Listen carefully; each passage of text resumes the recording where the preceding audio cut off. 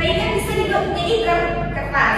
Nah, jadi industri ekstraktif yang mengolah bahan baku dari alam, dan selanjutnya industri non ekstraktif yang mengolah sampai barang jadi, seperti kertas tadi, dari kayu ke kertas. Kita lanjut pada industri fasilitatif. Nah, industri fasilitatif itu adalah industri yang dimana dia menjual jasa, bukan menjual bahan baku dari alam, juga bukan mengolah bahan baku dari industri lain, tetapi dia menjual jasa mereka untuk dibutuhkan konsumen. Misalnya apa tadi? Ya, laundry, bengkel, apa lagi? Ojek, ya, dan lain sebagainya. Itulah jenis industri berdasarkan tempat bahan baku. Terus ada yang kedua, yaitu jenis industri berdasarkan besar kecil modalnya.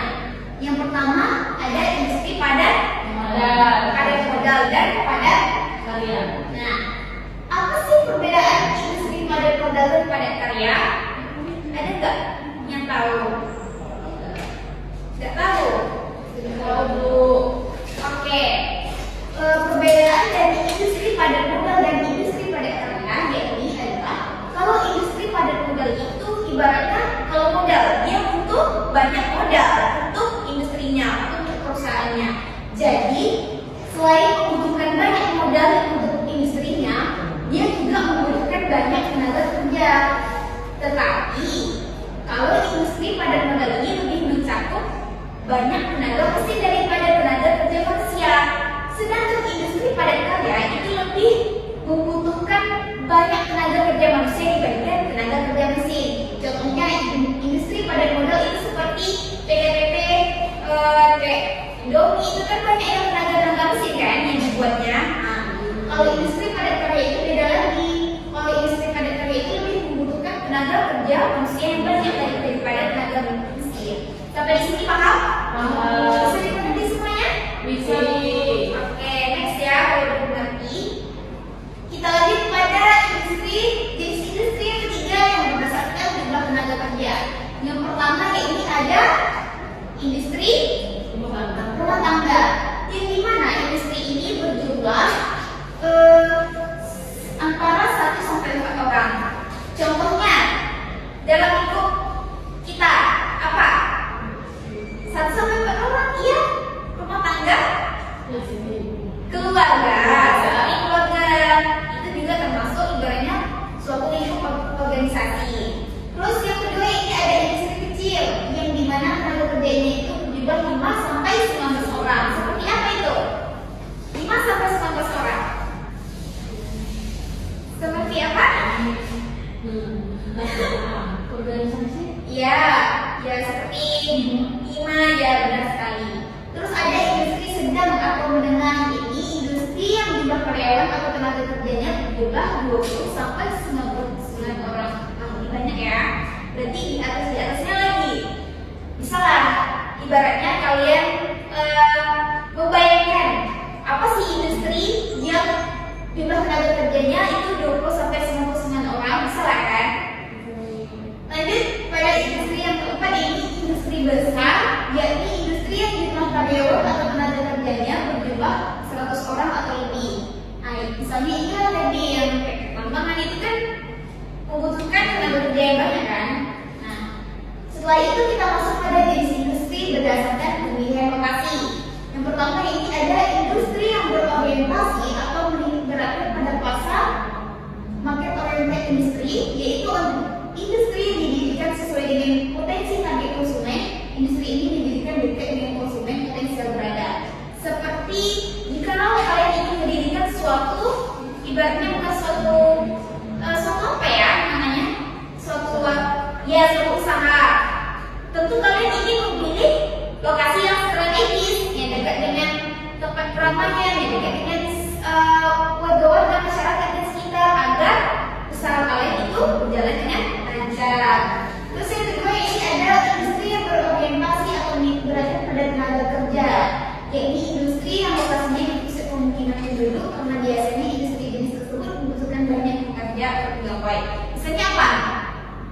Industri apa? Yang tempatnya jauh dari lokasi strategis, tapi dia membutuhkan tenaga kerja yang banyak. ya pabrik-pabrik itu kan, Ya. ya seperti pabrik minyak dan lain sebagainya. Ya tambang juga.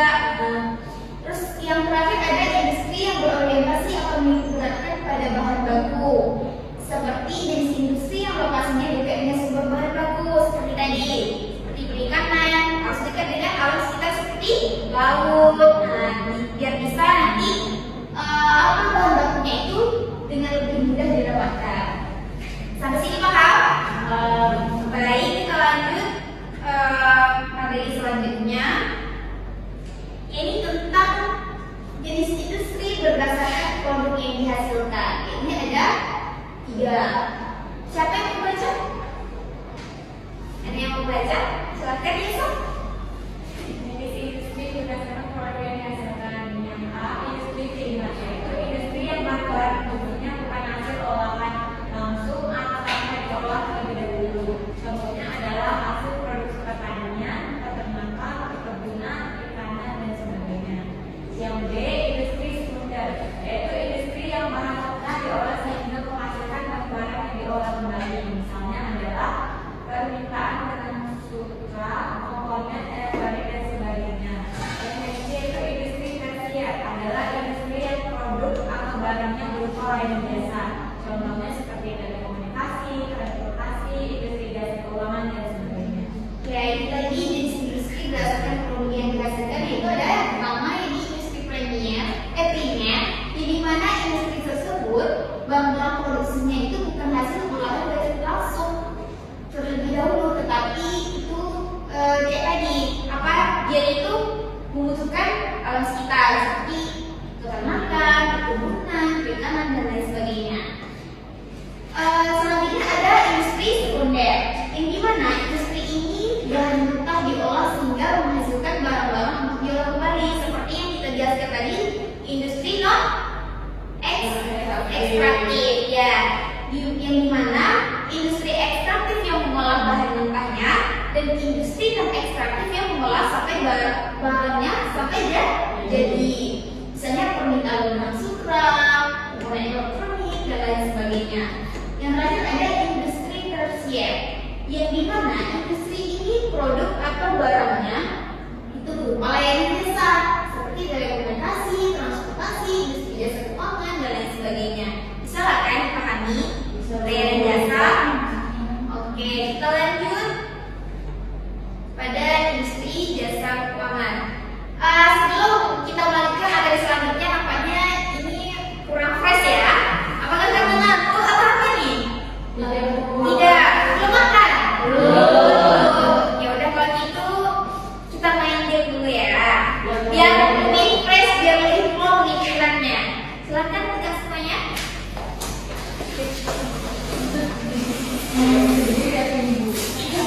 Nanti kalau saya bilang misalnya nih, kalau saya bilang rambut, ikuti kata suara saya, tapi jangan ikuti pergerakan tangan saya. Paham? Paham. Kalau misalnya saya bilang rambut, kalian pegang rambut. Tapi kalau misalnya saya bilang rambut, tapi saya pegang mulut, jangan diikuti ya. Oke, bisa dipahami? Oke.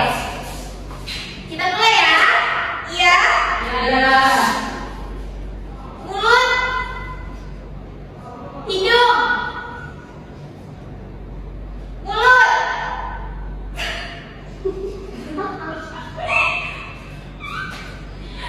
mulut, hidung,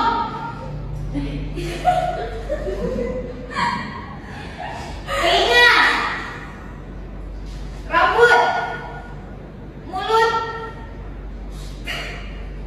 tirai, hidung, rambut,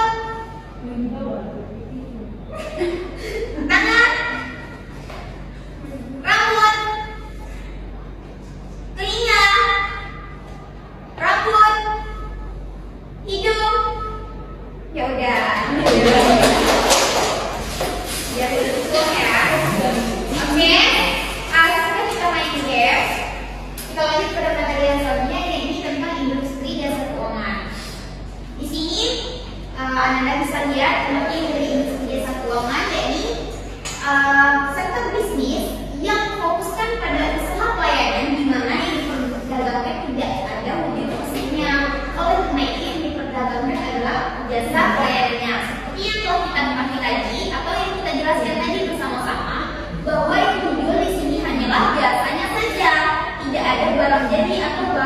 dan sebagainya, seperti tukang jahit, bengkel, ojek online, terus ada apa lagi? Ya, laundry dan lain sebagainya. Terus ada pengertian dari industri jasa keuangan. Jasa keuangan ini adalah suatu istilah yang dimana digunakan untuk merujuk pada jasa yang disediakan oleh industri keuangan. Jasa keuangan juga digunakan untuk merujuk pada organisasi yang menangani pengelolaan dana bank, perusahaan investasi, perusahaan asuransi, perusahaan kartu kredit, dan perusahaan pembiayaan konsumen dan sekuritas. Next, kita lanjut pada entitas dalam sektor industri jasa keuangan. Yang pertama itu ada dua, ada lembaga keuangan bank dan lembaga keuangan non-bank. Nah, kalau lembaga keuangan bank itu merupakan lembaga keuangan yang kegiatan usahanya menghimpun dana dari masyarakat berupa giro, tabungan, dan deposito dan menyalurkan kembali kepada masyarakat dalam bentuk kredit, serta menyediakan jasa-jasa lainnya seperti jasa transfer, leasing, inkaso, bank garansi, serta layanan kredit, deposit box, dan lain sebagainya. Bisa kita ketahui kalau lembaga keuangan bank itu secara umum bank kan? Bank seperti bank-bank yang ada di Indonesia, BRI, BNI, dan lain sebagainya itu kan menyediakan tentang jasa transfer, leasing, cek wisata, garansi, atau lain sebagainya. Kita lanjut pada lembaga keuangan non-bank. Itu terdapat 3 lembaga. Yang pertama ada lembaga keuangan kontraktur. Yang kedua ada lembaga keuangan investasi, dan yang ketiga ada lembaga keuangan pembiayaan. Kita lanjut pada prosedur dan aturan yang berkaitan dengan industri jasa keuangan. Nah, industri jasa keuangan ini memiliki peraturan di negara kita. Tidak hanya sebarang saya mau mendirikan industri nih, mau mendirikan pabrik, mau mendirikan usaha, tapi sebelum kita mendirikan itu kita harus tahu peraturan-peraturan dari industri tersebut. Nah, OJK atau kepanjangan dari Otoritas Jasa Keuangan itu adalah lembaga negara yang dibentuk berdasarkan Undang-Undang Nomor 21 Tahun 2011 yang dimana berfungsi sebagai penyelenggaraan sistem pengaturan dan pengawasan yang terintegrasi terhadap keseluruhan kegiatan di dalam sektor jasa keuangan, baik di sektor perbankan, pasar modal, dan sektor jasa keuangan non-bank seperti asuransi, dana pensiun, lembaga pembiayaan, dan lembaga jasa keuangan lainnya. Terus kita masuk pada aturan nih, aturan yang berkaitan dengan industri jasa keuangan. Dapat kita lihat di sini pasal 4 Undang-Undang Nomor 21 Tahun 2011 tentang Otoritas Jasa Keuangan menyebutkan bahwa OJK itu dibentuk dengan tujuan agar keseluruhan kegiatan di dalam sektor jasa keuangan itu terselenggara secara teratur, adil, transparan, akutabel, dan mampu mewujudkan sistem keuangan yang tumbuh secara berkelanjutan dan stabil, serta mampu melindungi kepentingan konsumen maupun masyarakat. Nah, bisa kita ketahui lah, sebelum kita mendirikan, kita harus tahu prosedur dan aturan yang berkaitan dengan industri jasa keuangan. Kita lanjut ke materi yang selanjutnya ini. Di Indonesia ini, di negara kita, itu ada terdapat berbagai jenis lembaga keuangan. Dapat kita lihat di sini ada 9 lembaga keuangan di Indonesia. Yang pertama ini ada pasar modal. Pasar modal ini adalah pasar yang menjualkan surat-surat berharga negara. Bisa nggak? Seperti apa? Seperti apa? Seperti LKB. Terus ada pasar uang. Sama juga ini kalau pasar uang dia menjualkan juga surat usaha. Tapi bedanya kalau pasar uang itu menjualkan surat berharga Bank Indonesia atau Bank Sentral, sedangkan pasar modal itu menjualkan surat-surat berharga lainnya. Terus ada koperasi simpan pinjam. Nah, ini bisa lah kita mengerti karena banyak kan di Indonesia ini koperasi-koperasi, organisasi koperasi-koperasi itu yang dimana suatu organisasi tersebut yang mengumpulkan uang dan disalurkan kembali kepada masyarakat yang ingin meminjam uang tersebut.